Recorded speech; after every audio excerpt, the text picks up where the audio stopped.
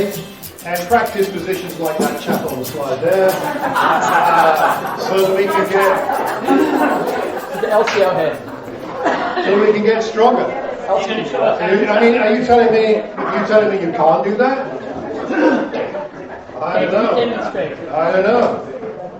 How to get stronger? Do you want to get stronger? I mean, maybe you want to get stronger in your physique. I took up yoga late last year. I'm rubbish at it. I feel very embarrassed, and all the doors are shut.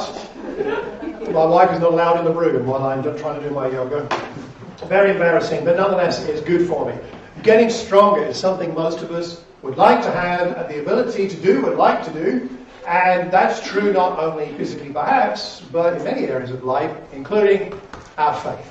How does our faith get stronger? Now, we could be here for several days discussing that, but what we're going to do today is look at one critical component of that we learn from the first 5 verses of chapter 3 of 1 Thessalonians. So, I have somebody coming to read. Who is it? I forget. So when we could stand it no longer, we thought it best to be left by ourselves in Athens. We sent Timothy, who our brother and co-worker in God's service in spreading the gospel of Christ, and strengthened and encouraged you in your faith, so that no one would be unsettled by the trials. For you know quite well that we are destined for them. In fact, when we were with you, and we kept telling you that we would be persecuted, and it turned out that way. As you well know, for this reason, when I could stand it no longer, I sent to find out about your faith. I was afraid that in some way the temper had tempted you, and that our labours might have been in vain. Fantastic. Great reading, right? Yeah. Wonderful. Thank you for excellent reading, and also hello to all the online people today. Hope you're having a good day and a good time, and I'm glad you can join us. Let's talk about Paul's emotional state. How's Paul feeling? Paul's writing this, right? He's got a very close relationship with the church in Thessalonica. Remember, he was there for, how long was he there when he started the church? 3 weeks or thereabouts. Okay, how long has it been since he was there when he's writing this letter? About a year. And what's going on in Thessalonica? Just to remind ourselves, why is he writing the letter? What are some of the things that are going on? What do we know? How are they feeling? How are they doing? What's it like for them back in Thessalonica? What would you say? They're doing well? They are doing well. They are growing. Strong in their love in many ways. Strong church. Not a weak church. What else? What are they going through? So later on in the chapter, later on in the book, actually at the very end of chapter 3 and then chapter 4, we're going to find that Paul addresses some issues around the second coming of Christ. So they've got questions about what's called the second advent, and that's coming up, but also they've got opposition, right? And why do they have opposition? What's causing the opposition? This is a guess. But I guess because they've chosen to follow Christ, and they're not, so they're not being sort of Jews in one sense any longer, which would automatically generate a lot of hostility from the strictly Jewish community, and those who weren't serving God at all would like it either. So they were kind of going to get attacked all the time, basically, one way or another. Thus the devil will no doubt find something just to add into that general mix. Very true. He tends to do that. He's throwing extra things into the mix, problematically, yes. Okay, any other thoughts? So Paul has been writing to these people because they are undergoing the same kind of suffering and persecution while Paul was there, except that now it's been a year since he was there, and they're undergoing it on their own, and they're being disturbed by a lot of these things. Like you said, some of them are Jews that have become Christians, and they will have been separated from their Jewish friends and family, and they would have been under a lot of pressure. And the majority of the church were not Jewish, they were Gentile. We know that because Paul talks about the fact they turned from idols to serve the living God, right? End of chapter 1, verse 9, verse 10. So they turned from the idols, and Jews wouldn't have done that. That would have been the Gentile people. And when you turn away from idols and idol worship, you kind of put yourself outside of the norms of culture and society. You remember one of the quotes I gave you one week was by Tom Wright, saying it's a bit like becoming a Christian and giving up idol worship would be a bit like the equivalent for us of giving up televisions, phones, and cars. Right? That's the cost of becoming a Christian. It's so extreme. No wonder they stood out and were given a hard time. So that's some of what's going on. And Paul is very concerned for them. So how do you think he's feeling? How is he feeling? Anxious, nervous, very worried. Yeah. Sorry? Concerned.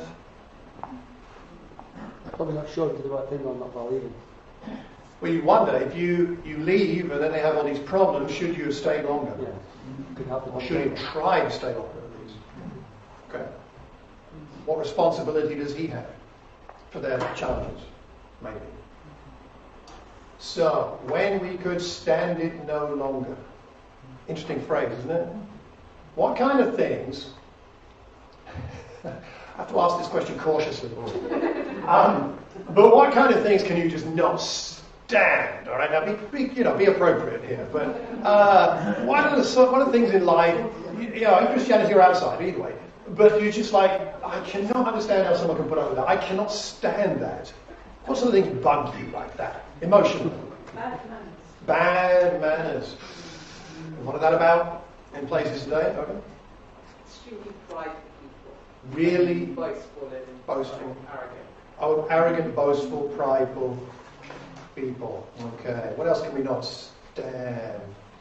Taking law into your own hands, although you're living a lawless life. Living a lawless life, but taking the law into your own hands. That's the taxi drivers in South Africa. Yeah, I can understand. No comment. No comment. What else? What else can we not stand? People who've got litter. Litter. Especially right next to the bed. Especially when it's right next to the bed. I had a conversation 15 years ago, which I still remember, with a friend of mine called Chris Chin. So that was my name, Chris. I was having a chat with him about values because he was doing some research and study in values, and I was like, I don't know, how do I know what my values are? I asked him. He said, notice what makes you instantly angry. And that will tell you what you value because it's violating something that you really value. And I thought, he said, what's the first thing that comes to your mind? And I said, people who throw litter out of a car window. That was the first thing that came to my mind. I get ridiculously annoyed by that. Like, on the level of things in life that are really bad, it's really not that bad, right? I get so angry, I want to pull up alongside and wind the window down and say, what do you think you're doing? Stop your car and pick up that rubbish and take it home. What's wrong with you? That's what I want to do. I haven't done it yet. I feel like it every time. But there's certain things we just cannot stand it, right? That's right. And what it does is it changes the way we feel about the situation.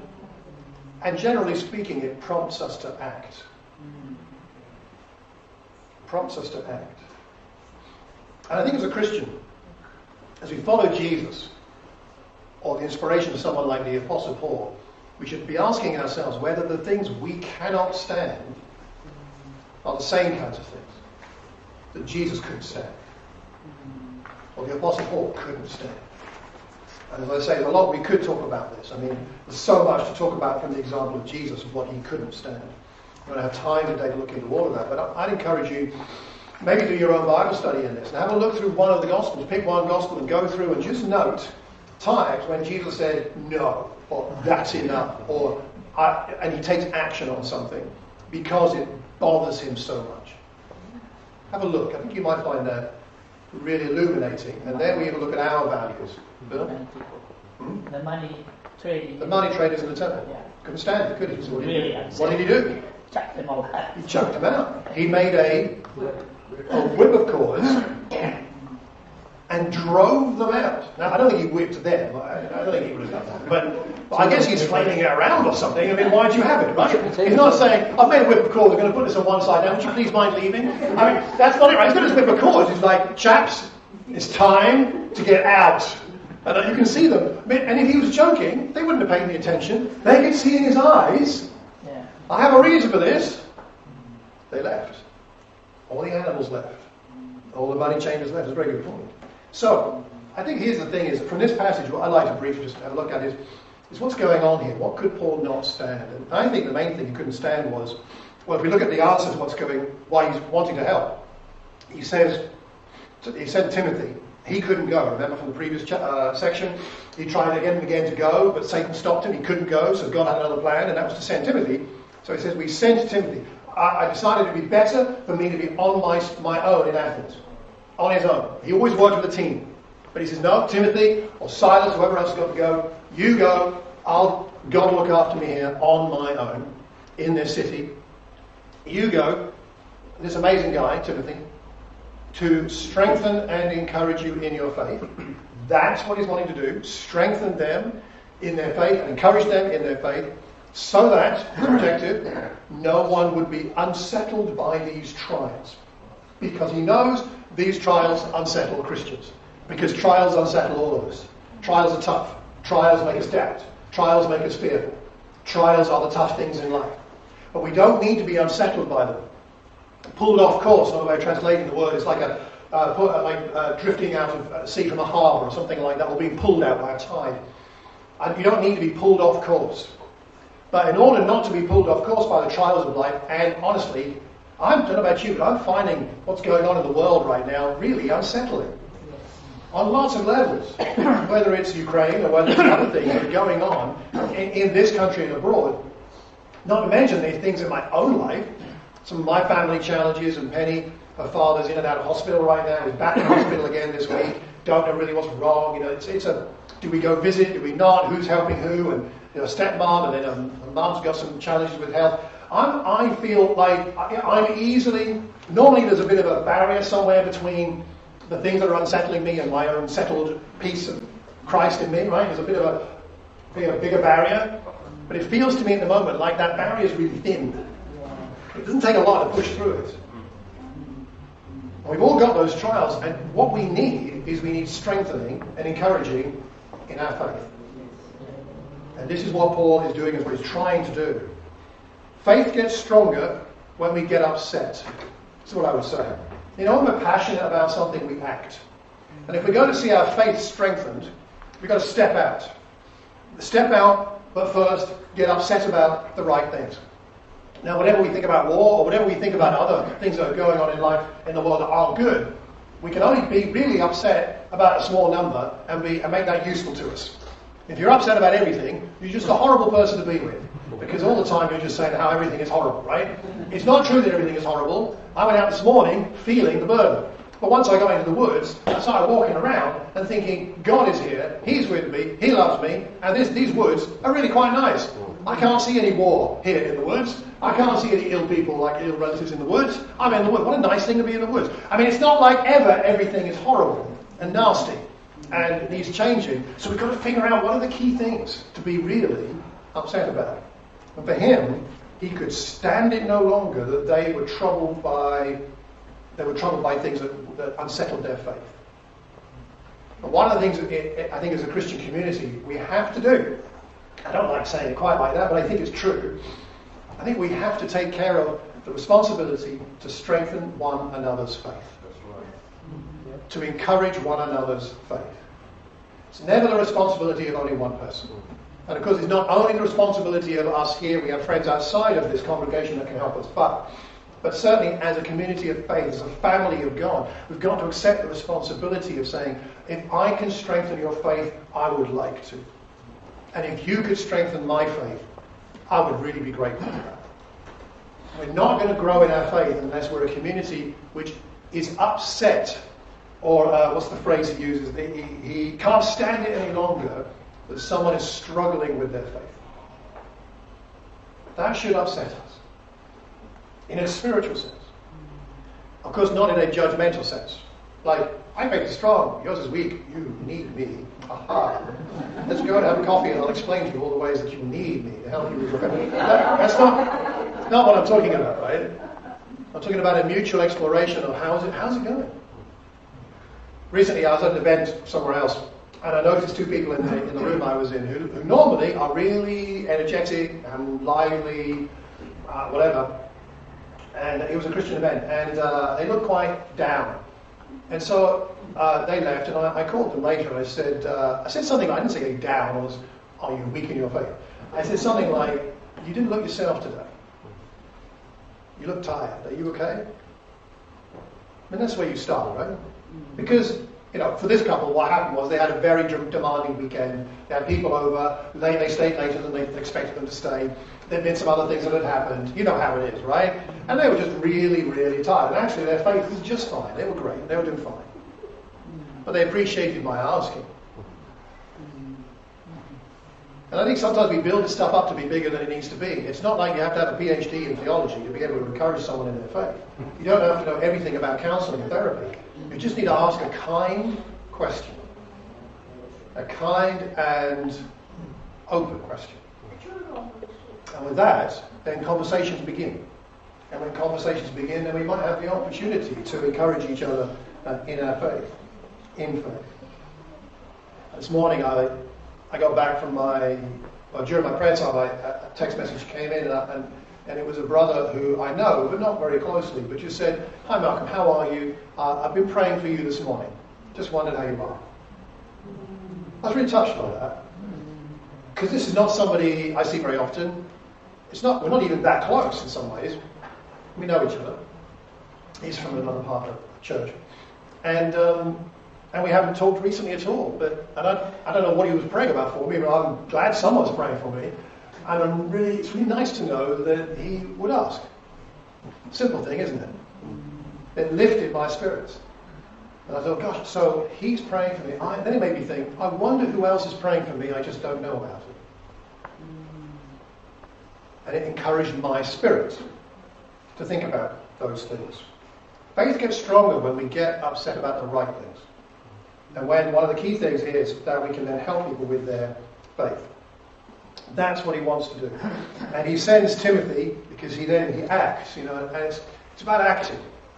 It's saying not to speak is to speak. Not to act is to act. But that's not helpful, is it? We can't be silent and we can't be static. We need to be people who speak and people who act. In love, with and for one another. Because it's about love, we act because of love, not because of duty, or because we feel sorry for somebody, or we want to judge them. But we do it out of love, and that was Paul's heart for the Thessalonians, and we've looked at this previously in other parts of the book earlier. He has a huge heart for them. He said, I'm like a nursing mother, like a loving father with you. He wants their best interest, and so he sends Timothy on quite a difficult journey. Timothy had to make quite a sacrifice. Let me give you a little quiz here. So, what's the P stand for? Where do you think that is? Let's do a little geography test. What's the P?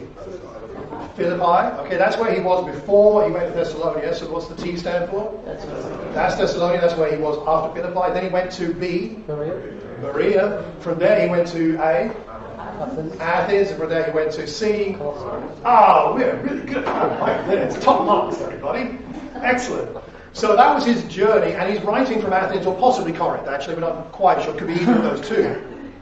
But look at the journey for Timothy to go north back to Thessalonica in the 1st century. It's a long way. It would take a long time. And it would have been dangerous. Would he go by boat? Would that be just as long? It would have taken less time, depending on the tide, the time of year.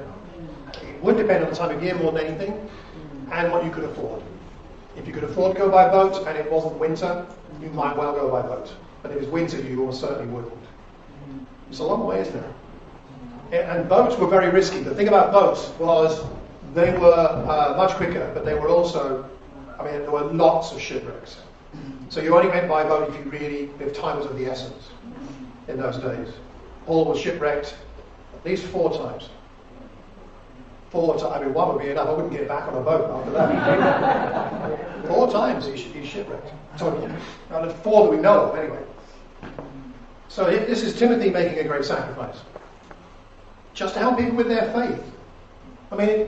I say just, but you understand what I mean. It's not tangible. It's not like, I'll go and help you build your house. I'll help you go and start a business. I'll help you with babysitting your children, or, something tangible in that sense. But no, I'm going to go to help you with your faith, to encourage you, to help you be stronger in your faith.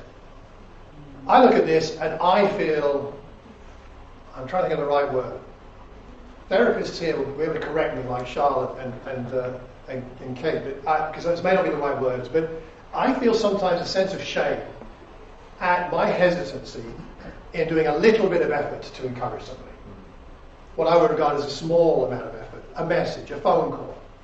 Like, what? He would travel that far to encourage people in their faith, and I can't pick up the phone? What's wrong with me?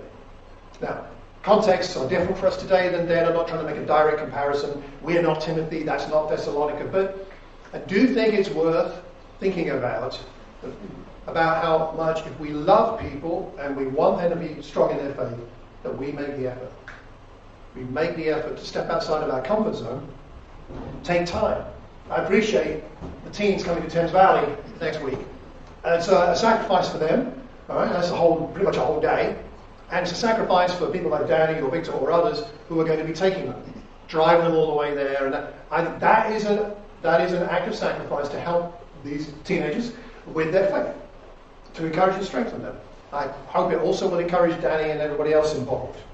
But that's the kind of thing we're talking about. We're talking about traveling to encourage people. We're talking about time to encourage people. We're talking about energy given to encourage other people. And along with that, we have to acknowledge there's a risk. There's a risk in this. Why is there a risk?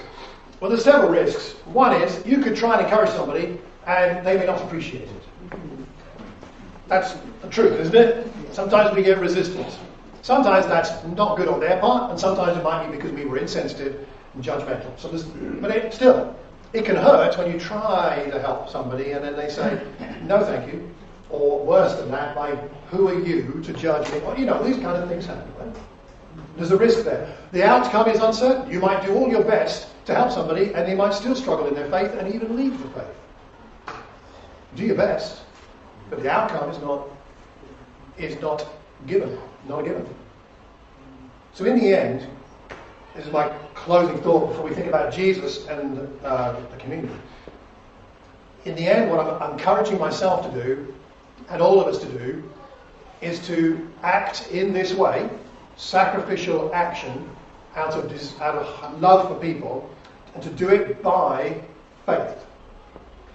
We met with some of the men on Wednesday night, and one of the things in our discussion about this issue on Wednesday night was about the issue that none of us feel like we have enough time to do more than we're already doing. None of us feel like we have enough energy spare to do more than we're already doing. We all understand that, right? We've got challenging lives in many different ways. So how are we going to encourage each other and strengthen each other in the faith? Only by faith. And this last few days, last Sunday I shared with you openly about the challenge from my friend Stevie, who rebuked me for not loving him in the way that was right. And I had a really good conversation with him about that. And I resolved this week to make some steps, some action steps, to connect more with people. And I made a number. I won't share all of it, but I did contact with a lot of old friends. People, some of you will know Archie Kendall. Got hold of him. He's in Sri Lanka at the moment. We had a great conversation over Zoom, talking about lots of things. I connected with old friends in our sister congregation in London. I connected with an old university friend of mine. I connected with people in Thames Valley that I haven't talked to for quite some time. One or two people here. Somebody in Birmingham I know. And it's funny enough, because here's the thing that I realized after the end of the week. I probably put 10 hours into these things more than last week. I would say maybe 10 hours perhaps more connecting with people, talking to people, more than last week. That's quite a lot of time. I still got everything else done I needed to get done. It still got done. The sermon got prepared, song service got prepared, the class and lessons I was recording that needed to get recorded for here or for Thames Valley still got done. I still talk to my wife, which is always a good thing. I still got some exercise, some yoga. I still got, I didn't get everything done I wanted to get done, but I got everything done I needed to get done. I thought that's a really good lesson for me. It's about living by faith. So please hear me well. I'm not saying you need to find 10 hours next week to talk to people. That's not what I'm saying at all. I think what I am saying is we have to very consciously and deliberately strengthen one another. Because who else is going to do it? Who else is going to do it? And my feeling is, for myself, is that we're not back to where we were pre-COVID. in my opinion, our relationships were deeper 2.5 years ago than they are now. Genuinely. And I think we've got some more recovery to do. To talk about our faith with each other. To really talk. And it's fine to talk about the weather and everything else, no problem. But talking about our prayer life, our devotion to Scripture, our heart, where are we with God? How are we doing with Jesus? Is the Spirit at work in us? Strengthening one another's faith, encouraging each other's faith, so that we will not be unsettled by these trials. Not be unsettled by these trials. So, I don't like formulas, I don't believe in formulas, but I just want to, it's an illustration, okay? If we're going to get stronger in our faith, in helping each other, first of all, we get upset about the right things. We get upset if someone in our fellowship is struggling in some way. We're like, that's not good, let's help. Then we act, motivated by love, and act in faith, and then I believe we will see stronger faith. Stronger faith. Ephesians 4 verse 25, each of you must put off falsehood and speak truthfully to your neighbour, for we are all members of one body. Speaking truthfully to one another, and our faith will get stronger. You know, just to finish, and then Chantil there, you will pray for us in a moment before we take bread of wine. As I've been thinking about this the last few days, and I've been praying more for people, including people here, it's really occurred to me how lucky I am to be here. I mean, I kind of always feel that, but it's been highlighted for me the last few days. I feel so lucky to be part of this fellowship. I feel so lucky to have friends. So lucky to do the Christian life together with you. I feel so lucky. I mean, lucky isn't really quite the right word. I know it's inadequate. But there's nowhere else I'd rather be.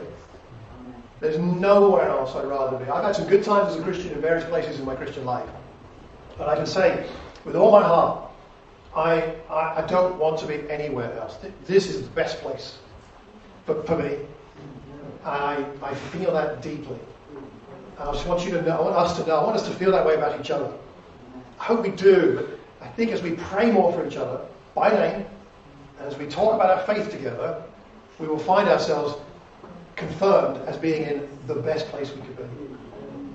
Not perfect, not without its troubles, not without our sins against each other at times, but the right place. I hope you feel that. I mean, I feel like I'm in the right place. Because Christ has brought us together. And when we think about all this, the greatest example of this is Jesus himself, who was in the heavenlies, and at some point, I imagine the conversation between him and God the Father was like, Jesus said, you see those people down there on earth? You see them suffering, you see them suffering for their sins, you see they don't have a living relationship with you, God Father? And Jesus saying, I can stand it no longer. I've got to go. And so he came, because he couldn't stand to see us without the Spirit. So he came and he sacrificed, much more than anybody ever has. He sacrificed himself on the cross so that our faith could be real. We could be strong, encouraged, and not distressed and disturbed by the trials. We take bread and wine now to remind us of what he did.